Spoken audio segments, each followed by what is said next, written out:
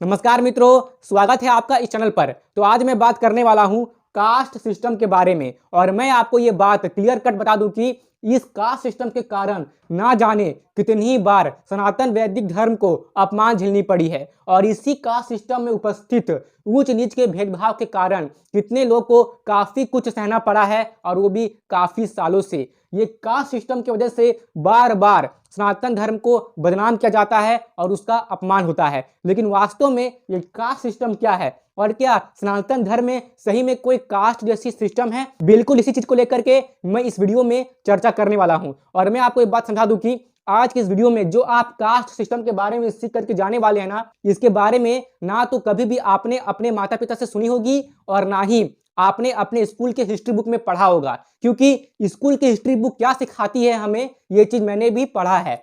मतलब कि अगर मैं आपको अपना ओपिनियन बताऊं ना, तो हमारी स्कूलों की हिस्ट्री बुक इस तरह से डिजाइन की गई है कि अगर आप उसे पढ़ते हैं तो आपको कहीं ना कहीं ये लगने लगेगा कि हमारी भारत देश की जो इतिहास है वो गौरवशाली नहीं रही है, यानी कि आपको अपने कल्चर के प्रति गर्व नहीं होगा। लेकिन मैं आपको बता दूं कि वो वास्तविक इतिहास नहीं है जो हमने अपने स्कूलों में पढ़ा है। असल में हमें जो स्कूलों में इतिहास पढ़ाई जाती है वो एक वामपंथी विचारधारा है ना, यानी कि लेफ्टिस्टों ने बाएं हाथ से उस हिस्ट्री बुक को लिखा है और वही चीज को हमने पढ़ा है। इसलिए आज हम अपने कल्चर से, अपने संस्कृति से आज इतने दूर हो चुके हैं। लेकिन वास्तव में भारत का इतिहास बहुत ही गौरवशाली रहा है, बस हमें उस तरीके से पढ़ाया नहीं गया जिस तरीके से हमें पढ़ाया जाना चाहिए था। और हमें वहां पे कास्ट सिस्टम के बारे में भी मतलब ऐसा कुछ सीखने को मिला है, जैसे कि हमें तो घृणा ही हो जाएगी हिंदू धर्म से कि हिंदू धर्म में कितनी ही मतलब हीन चीज है छुपी हुई कास्ट सिस्टम, लेकिन ये असल में सनातन धर्म की हिस्सा है ही नहीं। अब मैं आपको क्या बोल रहा हूं, इस चीज की पूरी डिटेल जानकारी आपको इस वीडियो में मिलने वाली है,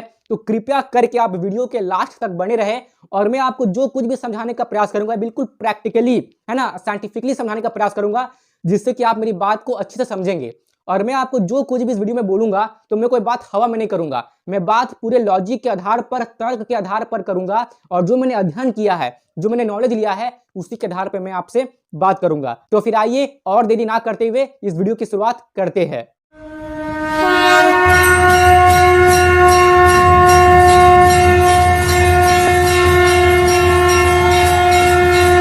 तो अब इस वीडियो में आगे बढ़ने से पहले मैं आपको एक और चीज क्लियर कर देता हूं कि कई बार हिंदू धर्म को इस चीज के लिए बहुत ही ज्यादा बदनामी सहनी पड़ती है कि हिंदू धर्म में कचरा वाली सिस्टम है जो कि है कास्ट सिस्टम।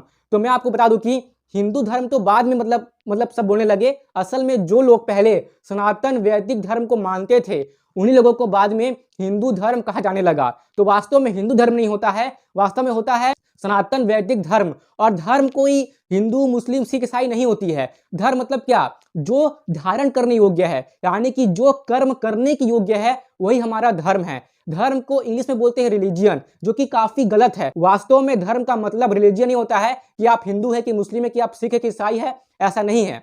धर्म का मतलब क्या होता है मैंने आपको बता दिया कि जो कर्म आप कर सकते हैं, जो कर्म मनुष्यों के लिए करने योग्य है, वही धर्म है। असल में ये जो धर्म को अंग्रेजी में लोग रिलीजियन कह रहे हैं, ये असल में संप्रदाय है कि ये किस संप्रदाय से आते हैं। और अगर मैं बात करूं सनातन वैदिक धर्म की, यानी कि जिन्हें भी आज हिंदू धर्म कहा जा रहा है, असल में वो सनातन वैदिक धर्मी है। और सनातन वैदिक धर्म में कास्ट सिस्टम जैसा कोई सिस्टम है ही नहीं।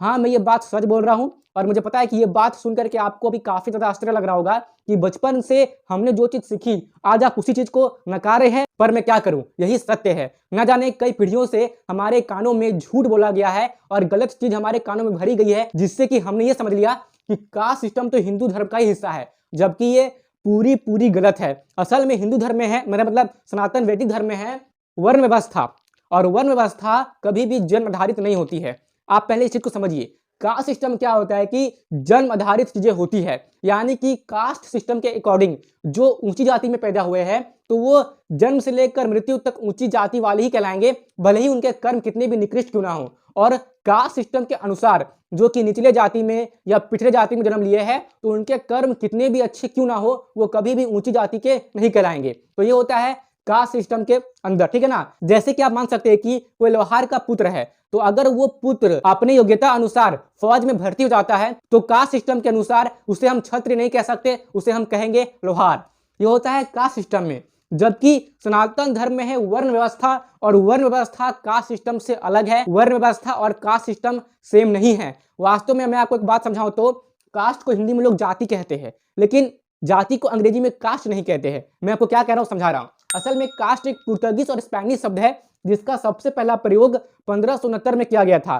फिर इस शब्द को अंग्रेजों ने पकड़ लिया और हिंदुओं पे थोप दिया, और फिर हिंदुओं ने भी क्या किया कि अज्ञानतावश इसी कास्ट सिस्टम को पकड़ लिया। असल में अंग्रेजों के आने के बाद हमारे भारतीय कल्चर को मानने वाले लोगों में अज्ञानता बढ़ती गई, है ना। उन्होंने हमारे गुरुकुल को नष्ट कर दिया, भारतीय शिक्षा पद्धति को नष्ट कर दिया। उसके बाद क्या किया कि अंग्रेजों ने मतलब कि हमें खूब लूटा।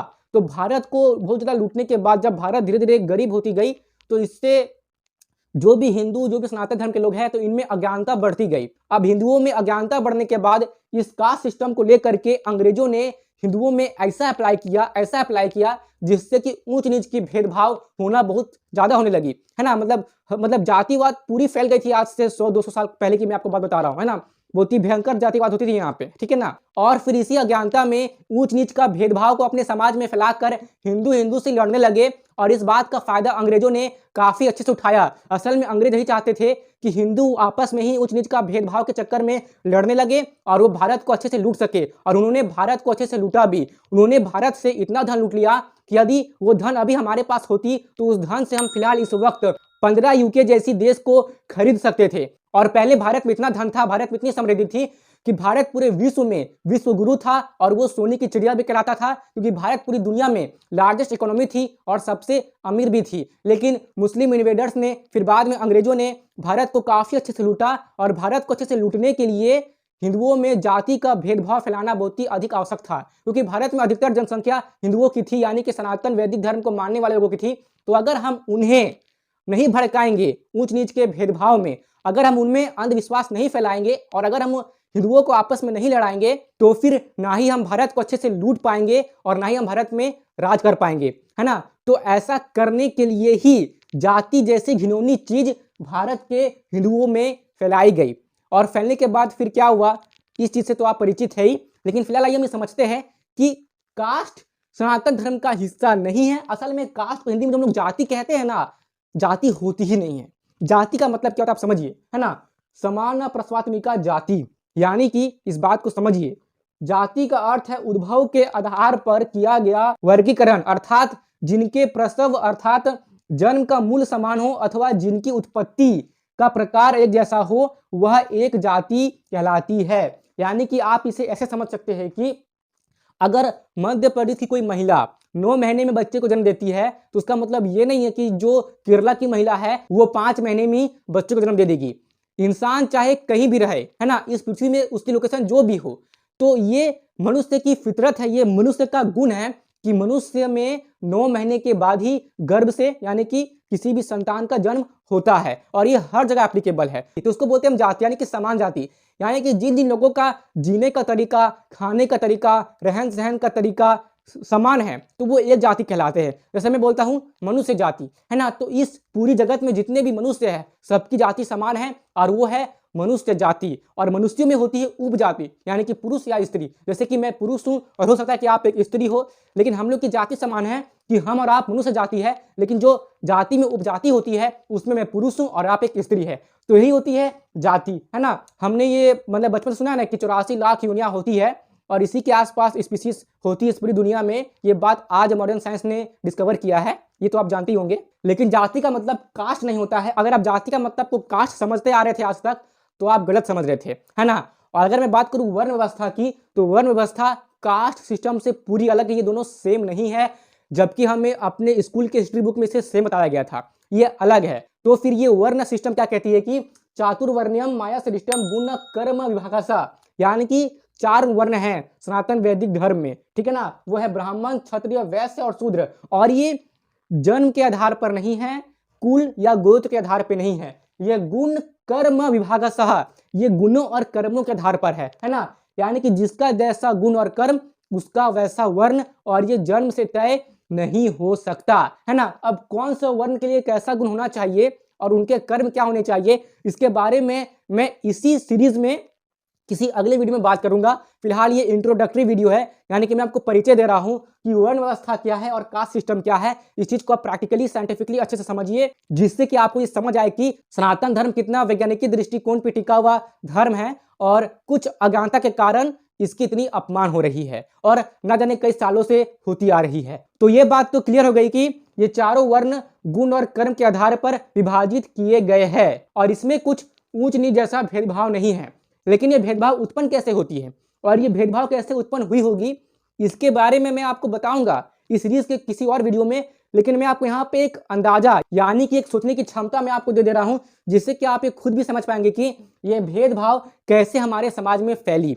तो आइए मैं आपको समझाता हूं। तो अगर मैं आपको सामान्य भाषा में बोलूं तो जो लोग क्या करते हैं कि जो लोग अध्ययन करते हैं फिर अध्यापन करते हैं, यानी कि पठन पाठन करते हैं, यानी कि जिनका काम है कि वो पहले रिसर्च करेंगे, पहले खुद से वो अध्ययन करेंगे, फिर उस अध्ययन करने के बाद जब वो अपने ज्ञान को समाज में फैलाएंगे, जब वो किसी और को भी ज्ञानी बनाएंगे जिससे कि समाज में प्रगति आए, तो ऐसे व्यक्ति को हम कह सकते हैं ब्राह्मण, है ना। यानी कि जो पठन पाठन अध्ययन अध्यापन का काम करे, यानी कि जो पहले ज्ञान ले और फिर दूसरों को ज्ञान दे करके समाज में प्रगति लाए, तो ऐसे व्यक्ति को हम कहेंगे ब्राह्मण, है ना। और जो व्यक्ति रक्षा का कार्य करता है, यानी कि जैसे कि आप मान सकते हैं ना, अभी हमारे बॉर्डर पे जो सैनिक है, जो फौजी है, यानी कि जो रक्षा के क्षेत्र से जो जुड़े हुए हैं जो सैनिक है, वो आपके क्षत्रिय है ना।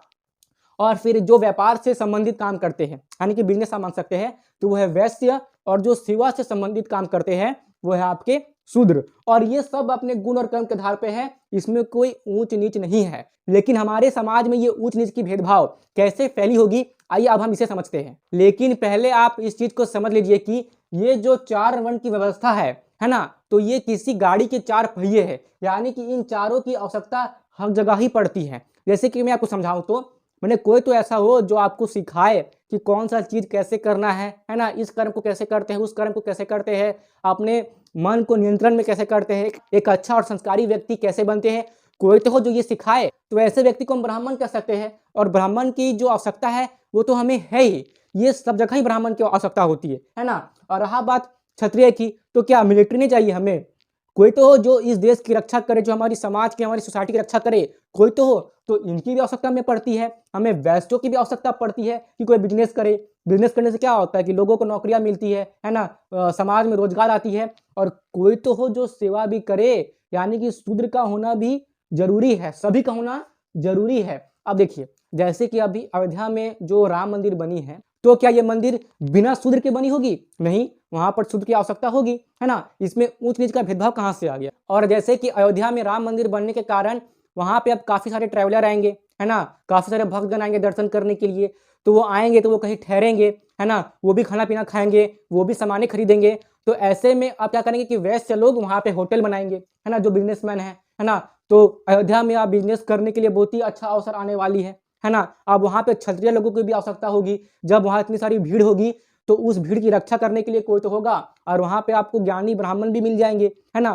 तो इन चारों की आवश्यकता हमें हर जगह होती है, इसमें कोई भेदभाव जैसा करने की चीज नहीं है। लेकिन फिर ये भेदभाव हमारे अंदर कैसे आती है, मैं आपको ये प्रैक्टिकली समझाता हूँ। चलिए मैं आपको, मतलब मेरी बात को ध्यान से समझिएगा और इस बात को भी समझिएगा कि जो बात होती है समानता की, है ना, कि सबको इक्वल राइट्स मिले, है ना, तो वो तो ठीक है, वो मैं भी मानता हूँ कि सबके साथ समान व्यवहार होना चाहिए और सबको समानता मिलनी चाहिए, है ना। सबके साथ आप इक्वली बिहेव करिए। लेकिन अगर आप रियलिटी में देखेंगे ना, तो आप सबके साथ इक्वली बिहेव नहीं कर सकते। असल में हम खुद ही नहीं करते, आप भी नहीं करते होंगे सबके साथ इक्वली बिहेव, है ना। कैसे, आइए मैं आपको समझाता हूँ। एक आईएएस ऑफिसर के साथ आप अलग बिहेव कीजिएगा, यानी कि अलग बर्ताव कीजिएगा। और कहीं पे अगर कोई साफ सफाई कर रहा है, कहीं पे रोड पे या कहीं भी जगह पे, तो उनसे आप अलग तरह से बिहेव कीजिएगा। रिस्पेक्ट आप दोनों को दीजिए, जो सफाई कर रहा है आप उन्हें भी रिस्पेक्ट दीजिए, और जो आईएएस ऑफिसर है आप उन्हें भी रिस्पेक्ट दीजिए। लेकिन इन दोनों के प्रति व्यवहार करने में आपकी प्रतिक्रिया अलग होगी। इस बात को तो आप मानते हैं ना। तो ठीक इसी प्रकार आप इस चीज को भी समझिए कि जैसे कि मान लीजिए कि मैं एक आईएएस का पुत्र हूं, यानी कि मेरे पिताजी एक आईएएस ऑफिसर है और मेरे पिताजी का नाम है सुब्रमण्यम आईएएस, है ना। तो मेरे पिताजी आईएएस सरनेम यूज कर रहे हैं, तो उसी के दौरान क्या होता है कि मैं भी आईएएस सरनेम यूज करता हूं कि मैं हूं हिमांशु आईएएस। तो अब यहाँ पर मेरे पिताजी ने काफी मेहनत की, मेरे पिताजी ने पढ़ाई किया, उन्होंने यूपीएससी क्रैक की, फिर इंटरव्यू क्रैक किया, तब जाके वो एक आईएएस ऑफिसर बने। तो मेरे पिताजी ने बहुत ही अधिक कठिन परिश्रम किया, तब जाके वो आईएएस ऑफिसर बने हैं, और अब जाके उनको काफी ज्यादा मान सम्मान मिल रहा है। जो कि जायज़ है, बिल्कुल उचित है। तो क्या आप इस बात से सहमत होंगे?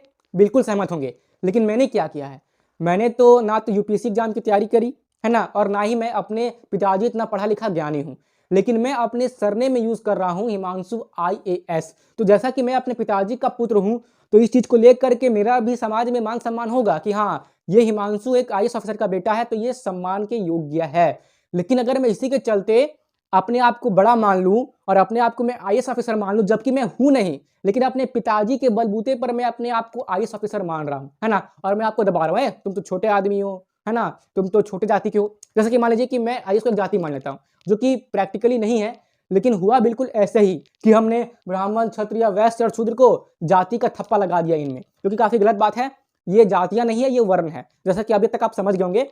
तो मैं जस्ट फॉर एग्ज़ाम्पल ये मान लेता हूँ कि आईएएस एक जाति है। तो मेरे पिताजी एक आईएएस ऑफ़िसर है, तो मेरे पिताजी एक आईएएस जाति के हैं और उनका पुत्र होने के नाते मैं भी आईएएस जाति का हूँ। इसलिए अगर मेरे पिताजी ऊँचे हैं, तो मैं भी ऊँचा हूँ और आप सब लोग नीचे हैं। है ना? अब इसके कारण क्या होगा कि मैं क्या करूँगा कि मैं आपको दबाऊँगा, है ना? मैं आपको छोटा बोलूँगा, "तुम तो छोटे आदमी हो।" मैं आपका अपमान करूँगा, तो ये चीज़ गलत है। इसी चीज़ के कारण क्या हुआ कि समाज में धीरे-धीरे जातिवाद फैलते गई। यानी कि जो चीज़ बनना एक महानता का विषय है और उस चीज़ को बनने के लिए काफ़ी अधिक कठिन परिश्रम करनी होती है, बहुत अधिक ज्ञानी बनना पड़ता है। अगर वो चीज़ आप बिना मेहनत के ही बन जाए, जस्ट क्योंकि आपके पिताजी वैसे थे, तो आप भी वैसे ही हो जाएँगे बिना मेहनत के और उसी के बलबूते पर आप खुद को बड़ा मानने लगेंगे और आपके अंदर क्या होगा कि घमंड आएगा। ऐसे ही घमंड आता है। यानी कि जब आपको कोई ऐसी उपाधि मिल जाती है, जिस उपाधि को पाने के लिए आपने कोई मेहनत की ही नहीं, तो आपके अंदर अहंकार आ जाएगा और आप खुद को बड़ा मानने लगेंगे और बाकी सबको छोटा मानने लगेंगे, जिसके कारण आप और लोगों के साथ बुरा बर्ताव करना शुरू कर देंगे। हाँ, तो फिर इसी भावना के कारण जातिवाद की शुरुआत हुई थी। असल में ब्राह्मण शब्द बहुत ही पवित्र शब्द है और ब्राह्मण बनने के लिए बहुत ही अधिक परिश्रम करने की आवश्यकता होती है। देखिए, यदि कोई आईएएस ऑफिसर है और उसकी योग्यता है कि वो आईएएस की कुर्सी में बैठ सकता है, तो मैं उसे तो झाड़ू पोछा नहीं लगवाऊँगा ना। उसकी योग्यता है कि वो देश चला सकता है ना? वो मतलब कि उतने बड़े कुर्सी में बैठ सकता है, तो वहाँ बैठ के वो काम करे और जिसकी योग्यता और क्षमता केवल यहीं तक है कि वो केवल झाड़ू पोछा करके ही अपनी जीविका चला सकता है, तो उसे तो मैं आईएएस की कुर्सी में नहीं बैठा दूँगा ना। अब इसका मतलब ये भी नहीं है कि जो आईएएस ऑफिसर है, तो उसका बेटा भी आईएएस ऑफिसर ही बन जाए, ऐसा ज़रूरी भी नहीं है। और साथ ही ये भी ज़रूरी नहीं है कि जो झाड़ू पोछा लगाने का काम करते हैं, तो उनके जो बेटे हैं, वो भी झाड़ू पोछा ही लगाए, है ना? वो चाहे तो वो भी पढ़ लिख करके आईएएस ऑफिसर बन सकते हैं। तो इसी प्रकार वर्णों में परिवर्तन भी हो सकता है। यानी कि यदि कोई ब्राह्मण है और उसका पुत्र या उसकी संतान भी ब्राह्मण हो, तो उससे ब्राह्मण वाले गुण कर्म करने पड़ेंगे, तभी वो ब्राह्मण हो सकता है। ऐसे में वो ब्राह्मण नहीं रहेगा, है ना? तो एक ब्राह्मण का पुत्र या संतान जो भी हो, पुत्री, वो क्षत्रिय, वैश्य या शूद्र भी हो सकता है ना? या हो सकती है, या शूद्र का संतान भी ब्राह्मण हो सकता है, वैश्य का संतान भी ब्राह्मण हो सकता है, या क्षत्रिय का संतान वैश्य हो सकती है, या वैश्य की संतान शूद्र हो सकती है। यानी कि आप जिस वर्ण में पैदा हुए हैं, यानी कि जिस कुल में पैदा हुए हैं और उस कुल का वो वर्ण है, तो आपका भी वही वर्ण जस्ट उस कुल के वर्ण के कारण ही हो जाएगा, ऐसा ज़रूरी नहीं है। आपका क्या वर्ण होगा, ये आपके गुण कर्म पर ही निर्भर करता है और यही वास्तविक सनातन धर्म की शिक्षा है। जन्म से ही किसी पे थप्पा लगा दो कि ब्राह्मण का पुत्र तो ब्राह्मण, क्षत्रिय का पुत्र तो वो भी ऑटोमेटिक क्षत्रिय बन जाएगा जन्म से ही, वैश्य का पुत्र भी ऑटोमेटिक जन्म से ही मतलब कि वैश्य हो जाएगा। ऐसा सनातन धर्म में कोई विधान नहीं है। यह विधान बाद में अज्ञानतावश आई, जिसके कारण हमारे समाज में जातिवाद फैल गई। और ये सब जो मैं आपको जो कुछ भी कह रहा हूँ ना, इसका प्रमाण क्या है, मैं आपको आने वाले वीडियो में जरूर दिखाऊंगा कि भारतीय वैदिक इतिहास में वर्ण परिवर्तन के अनेक प्रमाण उपस्थित है और ब्राह्मण कौन होते हैं, क्षत्रिय कौन होते हैं, वैश्य कौन होते हैं और शूद्र कौन होते हैं, इन सब की डिटेल एनालिसिस हम आने वाले वीडियो में जरूर से करने वाले हैं, जिससे कि आप इस वर्ण व्यवस्था को अच्छे से समझ पाए। और ये कास्ट सिस्टम है, इसे मैं अच्छे से एक्सपोज कर दूंगा, इसे उजागर करूंगा और आप सबको इसकी सच्चाई बताऊंगा कि ये जहर है हमारे हिंदू समाज के लिए। हमारे पास तो सबसे अच्छी प्रणाली है वर्ण व्यवस्था। और रही बात पंडित, आचार्य, पुरोहित, या फिर कह लीजिए ये ब्राह्मण, हमने इन्हें भी गलत तरीके से समझ लिया है ना? हमने ये समझ लिया है कि जिनके सरनेम में पांडे लगा हुआ है या फिर मिश्रा, दुबे, द्विवेदी, चतुर्वेदी लगा हुआ है, तो फिर वो पंडित है। हमने ये समझ लिया, लेकिन नहीं, केवल सरनेम लगा लेने से कोई पंडित नहीं बन जाता। पंडित एक महान शब्द है, एक उच्च कोटि का शब्द है और पंडित बनने के लिए बहुत मेहनत लगती है। तो ये पंडित कौन होता है, आचार्य कौन होता है, इसके बारे में भी हम आने वाले वीडियो में डिटेल में डिस्कस करेंगे। लेकिन ये बात तो तय है, केवल सरनेम लगा लेने से कोई पंडित नहीं बन जाता, है ना? और अगर कोई ऐसा व्यक्ति है जो कि केवल सरनेम के आधार पर खुद को ब्राह्मण कहता है और समाज में वो मतलब जातिवाद फैलाता है और गलत गलत चीजें बोलता है, तो असल में वो ब्राह्मण है नहीं, वो बस इस पोजीशन का इस्तेमाल कर रहा है आप सबको बेवकूफ बनाने के लिए। जैसे कि आप इसे इस तरीके से भी समझ सकते हैं कि मैं एक आईएएस ऑफिसर हूं, है ना, तो मैं इस आईएएस के पद का गलत इस्तेमाल कर रहा हूं पैसे कमाने के लिए। जैसे कि मैं बहुत ही अधिक घूस लेता हूं, है ना, मैं कोई भी काम ठीक से नहीं करता और मैं काम तभी करता हूं जब मैं घूस लेता हूं, है ना। देखिए, मेरा ये कर्तव्य है कि मैं आपकी बात को सुनूंगा, क्योंकि मैं एक आईएएस ऑफिसर हूं, देश को अच्छे से चलाना मेरा काम है। और आप मेरे पास आए हैं अपनी समस्या को लेकर के, तो मेरा ये कर्तव्य है कि मैं आपकी समस्या को सुनूं और उसका समाधान करूं। लेकिन मैं आपका समाधान तभी करता हूं जब आप मुझे अलग से कुछ पैसे देते हैं घूस के तौर पे। तो मैं यहाँ अपने पद का गलत इस्तेमाल कर रहा हूं, है ना, तो मैं यहाँ गलत हूं, है ना। तो इसी तरह क्या हो रहा है कि ब्राह्मण पद का भी गलत इस्तेमाल काफी सालों से किया गया है, जिसका नतीजा ये है और ये हमारी समाज की सच्चाई है कि आपको सरनेम के आधार पे तो ब्राह्मण गली गली में मिल जाएंगे, लेकिन वास्तव में जो ब्राह्मण होते हैं इतने उच्च विचार वाले, वैसे ब्राह्मण आपको बहुत ही कम मिलेंगे। यानी कि आप ये मान सकते हैं कि हमारे हिंदू समाज से अभी लगभग 95% ब्राह्मण मिट चुके हैं, विलुप्त हो गए हैं, वो है ही नहीं, खत्म हो चुके हैं, है ना। और जो बचे कुछ वास्तव में सच्चे ब्राह्मण है, कर्मयोगी ब्राह्मण है, उन्हें ढूंढना थोड़ा मुश्किल है, लेकिन मुझे लगता है कि मिल जाएंगे, लेकिन काफी मुश्किल है ढूंढना, क्योंकि वो इतने हाईलाइट में नहीं, उतने फेमस नहीं है। तो ये हमारे समाज की सच्चाई है ना। और जब मैं इसके बारे में पढ़ रहा था तो मैंने ये पढ़ा कि प्रॉब्लम कास्ट को लेकर के ना मेनली ये दो चीज में हुई है, ब्राह्मण और शूद्र को लेकर के, है ना। मतलब यही बताया गया है कि ब्राह्मणों ने शूद्रों पे अत्याचार किया, लेकिन वास्तव में मैं क्या पढ़ा कि असल में अत्याचार, अगर मैं आपको आज के कास्ट सिस्टम के अकॉर्डिंग अगर मैं बात करूं, तो मैं अभी फिलहाल इस समय जो मैं अभी कुछ बोल रहा हूं, तो मैं वर्ण व्यवस्था के आधार पर नहीं बोल रहा हूं, मैं कास्ट सिस्टम के आधार पर बोल रहा हूं कि हमें ये बताया गया छोटे से ही कि ब्राह्मणों ने शूद्रों पे अत्याचार किया है, लेकिन वास्तव में ना अत्याचार शूद्र पे हुआ ही नहीं है। असल में अति शूद्रों पे अत्याचार हुआ है, जिन्हें आज हम दलित कहते हैं। यानी कि इनको लेकर उतनी समस्या नहीं हुई है जितनी समस्या जिन्हें अति शूद्र कहते हैं, यानी कि दलित कैटेगरी के लोग जिन्हें अभी हम मान रहे हैं। तो इसी दलित को लेकर के ज्यादा समस्या हुई है। ये कहा जाता है कि दलितों पे बहुत ज्यादा अत्याचार हुआ है, लेकिन वास्तव में अत्याचार केवल दलितों पे ही नहीं, ब्राह्मणों पर भी काफी अत्याचार हुए हैं और इन्हें भी बहुत ज्यादा सहना पड़ा है इस पिछले 100-200 सालों में। और इन्हें लेकर के अभी समाज में बहुत ही अधिक गलत धारणाएं भी बन गई है, जिसे मैं एक्सपोज करूंगा धीरे धीरे करके अपने आने वाले वीडियोस में। इसलिए मैं आपको कह रहा हूं कि इस चैनल को सब्सक्राइब कर लीजिए, क्योंकि इस चैनल के ऊपर आने वाले वीडियोस में आपको हिंदू धर्म की वास्तविक बातें जानने को मिलेगी। और जाते जाते मैं आपको एक और बात क्लियर कर दूं कि ऊंचे पद से इंसानों में अहंकार और घमंड आता है, फिर चाहे कोई भी व्यक्ति क्यों ना हो। जैसे कि मैं आपको एक बात बताता हूं कि जो लोग अभी SC ST कैटेगरी के लोग हैं, तो वे ये कहते हैं कि ब्राह्मण बहुत ही जातिवादी मानसिकता के होते हैं और वो बहुत ही घमंडी होते हैं, है ना। तो देखिए, अब मैं इस बात को नकार नहीं रहा हूं, है ना, क्योंकि पद के अनुसार लोगों में घमंड आ ही जाता है ना। अब देखिए, ये बात होता है कि एक इंजीनियर का पद से एक आईएएस ऑफिसर का पद ऊंचा होता है ना। तो आप ज्यादा सम्मान आईएएस ऑफिसर को दीजिएगा और इंजीनियर को आप उससे आईएएस ऑफिसर से कम सम्मान दीजिएगा। और वहीं पर अगर कोई झाड़ू मारने वाला है या फिर कोई जूता बनाने वाला है, तो उससे आप अलग तरीके से सम्मान देंगे, है ना।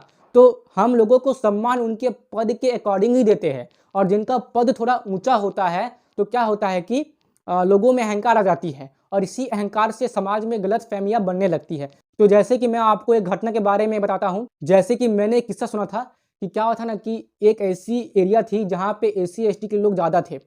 तो उस एरिया में एक व्यक्ति एंटर होता है, तो सरनेम के आधार पर वो व्यक्ति मतलब सो कॉल्ड कास्ट के आधार पर ब्राह्मण था। मैं यहाँ पर वर्ण के आधार पर बात नहीं कर रहा हूँ कि उस व्यक्ति के गुण कर्म कैसे थे जिससे कि मैं बता पाऊँ कि वो व्यक्ति असल में क्या था, लेकिन अभी फिलहाल जो कास्ट सिस्टम हमारे समाज में चल रही है, इसी के अकॉर्डिंग वो सरनेम के आधार पर खुद को ब्राह्मण कहता है। तो वो ब्राह्मण था, तो वो उस एरिया से जा रहा था। तो उस एरिया के SC लोगों ने, यानी कि दलित लोगों ने क्या किया कि थूक के उस ब्राह्मण व्यक्ति से उस थूक को चटवाया, है ना। तो ऐसे भी काम हुए हैं, है ना। तो देखा जाए तो ये गलत है, लेकिन अभी SC ST एक्ट है ना। तो यानी कि आप ये मान सकते हैं कि दलितों के पास अभी फिलहाल पावर आ चुकी है, उनके पास आरक्षण भी है। तो ये पावर आने से उनमें भी अहंकार आई है, उनमें भी घमंड आई है। इस बात की सच्चाई आप इस बात से पुष्टि कर सकते हैं कि जैसे कि मान लीजिए कि कोई कास्ट सिस्टम के आधार पर दलित वर्ग का व्यक्ति है और वो बहुत ही अच्छे पद पे काम कर रहा है, और उसके पास एक बहुत बड़ा आलीशान सा घर भी है, और वो फाइनेंशियली एकदम अच्छा है, खूब पैसे उसके पास, है ना। तो आप ऐसे व्यक्ति को जाके बोलिए कि आप तो दलित वर्ग से आते हैं, आपने पढ़ लिख कर इतना अच्छा ऊंचे पद को हासिल किया, अब आप काफी अच्छे पैसे कमा रहे हैं, आपके पास अभी सारी सुख सुविधा है, यानी कि अब आप पिछड़े तो नहीं रहे, ऐसे कहने के तौर पे बोल रहा हूँ। तो जो अब आपके बच्चे हैं उन्हें आगे चल के आरक्षण नहीं मिलेगी। आप ऐसा बोल करके देखिए, देखिए वो भड़क जाएंगे, है ना। अगर आप जोर जबरदस्ती कीजिएगा तो वो 4-5 लोगों को लेके आएंगे और बोलेंगे नहीं हमें आरक्षण चाहिए, हमें आरक्षण चाहिए। यानी कि अभी वो जितने भी आगे क्यों ना बढ़ जाए तो आरक्षण के लिए वो हमेशा आवाज उठाएंगे, आंदोलन तक कर देंगे अगर इस बात को लेकर उनसे कुछ ज्यादा बहस की गई तो अगर आप वास्तव में देखेंगे तो यहाँ पे पद का गलत इस्तेमाल हुआ। देखिए मैं आपको अपना ओपिनियन बताता हूं, ये मेरा मानना है कि मेरे अनुसार रिजर्वेशन के बजाय सबसे बेस्ट सिस्टम तो ही होता कि सभी लोगों को समान अधिकार आप दे दीजिए, जिसमें क्षमता है, जिसमें काबिलियत है, वो एग्जाम दे, क्रैक करे और उस पद को हासिल करे जिस पद को हासिल करने के लिए उन्होंने एग्जाम दिया था। यहाँ पर कोई रिजर्वेशन यानी कि आरक्षण रखा ही ना जाए, सब अपनी योग्यता के अनुसार उस पद को हासिल करेंगे जिस पद को वो हासिल करना चाहते हैं। लेकिन यहाँ पर देखा जाता है दिमागी क्षमता, क्योंकि सबकी दिमागी क्षमता तो सामान्य से नहीं होती, ये बात तो तय है। तो मेरे अनुसार रिजर्वेशन उन्हीं को देना चाहिए जो कि सच में पिछड़े हुए हैं अपनी मानसिकता से, अपने रहन सहन से, यानी कि जिनके पास उतनी सुख सुविधा नहीं है पढ़ाई लिखाई करने की, जिनके पास उतनी सोचने की क्षमता नहीं है जिन लोगों के पास, तो उन्हें थोड़ा पढ़ा लिखा दो, थोड़ा उन्हें ज्ञानी बना दो और थोड़े बहुत आरक्षण देख के उन्हें किसी नौकरी पर लगाकर उन्हें भी थोड़ा आगे बढ़ने का अवसर दो। तो मैं इस बात का मतलब समर्थन करता हूं कि लोगों को आरक्षण उनके फाइनेंशियल कंडीशन और उनके मेंटल कंडीशन को देख करके मिले। लेकिन कास्ट सिस्टम के आधार पे आरक्षण मिलने से क्या होता है कि अहंकार और जातिवादी चीज बनी रहती है। यानी कि अभी कास्ट सिस्टम के अनुसार जो दलित पढ़ लिख करके आगे बढ़ चुका है, यानी कि रियलिटी में देखा जाए तो वो पिछड़ा हुआ नहीं है, तो अगर उनके बच्चों को भी रिजर्वेशन मिलेगा तो इसका मतलब यह है कि कहीं ना कहीं उस बच्चे ने उस बच्चे का रिजर्वेशन छीन लिया जो बच्चा सच में पिछड़ा था। तो यही हमारी समाज की सत्यता है कि जिस व्यक्ति को थोड़ा ज्यादा सम्मान मिलेगा, उसे ऊंचा पद मिलेगा, तो वो व्यक्ति अगर घमंड में आ गया तो वो उस पद का गलत इस्तेमाल भी कर सकता है। और इसी चीज के कारण धीरे धीरे हमारे समाज में जातिवाद जैसी जहर फैलने लगी। और साथ ही यहाँ पे इस बात पे भी ध्यान दीजिएगा कि अभी मैं वर्ण व्यवस्था के आधार पर बात कर रहा हूँ कि मान लीजिए कि जो ब्राह्मण परिवार है, यानी कि पिता भी ब्राह्मण है और माँ भी ब्राह्मणी है, तो उनकी जो संतान होगी तो इस बात की चांसेस अधिक बढ़ जाएगी कि वो संतान भी आगे चलकर ब्राह्मण ही बने, क्योंकि उसे वैसा कल्चर ही मिला है ना। वो जैसा बचपन से देखे तो वो वैसे ही सीखेंगे। हालांकि ये जरूरी नहीं है, गुण कर्म होना बहुत जरूरी है। अगर उस संतान में जो कि ब्राह्मण के घर में जन्मा है, अगर उनमें ब्राह्मणों वाले गुण कर्म नहीं रहेंगे तो उसका वर्ण परिवर्तन हो जाएगा, ये भी सत्य है। लेकिन ये भी सत्य है कि इस बात की चांसेस अधिक है कि ब्राह्मण के घर में जो पैदा हुआ है ये चांसेस अधिक है कि वो ब्राह्मण ही बनेंगे, और जो क्षत्रिय वैश्य और शूद्र के घर में जन्मे हैं तो इस बात की भी अधिक चांसेस है कि इनके बच्चे भी क्षत्रिय वैश्य और शूद्री बने, यानी कि शूद्र का बच्चा शूद्री बने, वैश्य का वैसी बने और क्षत्रिय का क्षत्रिय ही बने। हालांकि ये 100% जरूरी नहीं है, लेकिन चांसेस अधिक है कि बचपन से हम जैसा देखते हैं, अपने माता पिता से जो हम सीखते हैं, तो हमारी भी वैसी प्रवृत्ति हो ही जाती है। और अगर आपको ऐसी प्रवृत्ति नहीं चाहिए तो आप अपने गुण कर्म को बदलकर उस वर्ण के गुण कर्म को अपना सकते हैं जिस वर्ण में आप जाना चाहते हैं, है ना। तो फिलहाल इस वीडियो में बस इतना ही। अब आने वाले वीडियो में मैं स्टेप बाय स्टेप इस कास्ट सिस्टम को उजागर करूंगा और ये बात मैं आपके सामने रखूंगा कि कैसे कास्ट सिस्टम भारत में आई, फैली पूरे फैक्ट के आधार पर, और कैसे इसका इस्तेमाल करके हम भारतीयों को आपस में ही ऊंच नीच के भेदभाव के चक्कर में अलग होना पड़ा, है ना। और साथ ही में ये वर्ण व्यवस्था की असली सच्चाई क्या है, मतलब डिटेल में हम समझेंगे इस व्यवस्था को कि असल में कौन होते हैं ब्राह्मण, कौन होते हैं क्षत्रिय, कौन होते हैं वैश्य और कौन होते हैं शूद्र। इस चीज को हम लेकर डिटेल में आने वाले वीडियोस में समझेंगे। इसलिए इस चैनल को सब्सक्राइब करके जो पास में बेल आइकन है उसे जरूर से प्रेस कर दीजिएगा, ताकि भविष्य में मैं जब भी वीडियो अपलोड करूंगा तो उसकी नोटिफिकेशन आपको सही समय पे मिल जाए और आप राइट टाइम पे ही उस वीडियो को देख ले। चलिए, यहाँ तक रुकने के लिए और मेरी बातों को ध्यान से सुनने के लिए आपका सच्चे मन से बहुत बहुत धन्यवाद। जय श्री राम।